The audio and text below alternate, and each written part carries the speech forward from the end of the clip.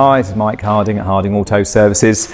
Just doing a little video today on this Gen 3 Mini Cooper S. It's one of the cars that we're doing quite a lot of tuning on these days.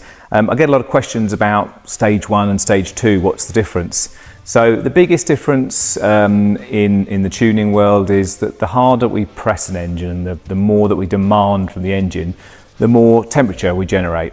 So if we demand more power out of the same engine, it's going to create more heat. If we don't do anything about that, then we'll have problems with the ECU trimming power back. One of the most common things that we do is replace the intercooler. So this basically is the job of cooling the air into the engine.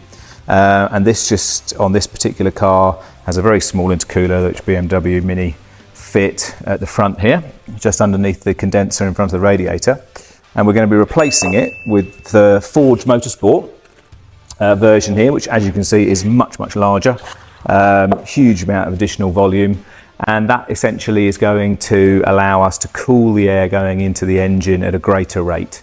The cooler the air going into the engine, the more power you can develop, and the more efficient the engine becomes, so we can push it harder and get better figures. So this is going to add about 50-60 horsepower in terms of what we can achieve out of this engine overall from a stock setup.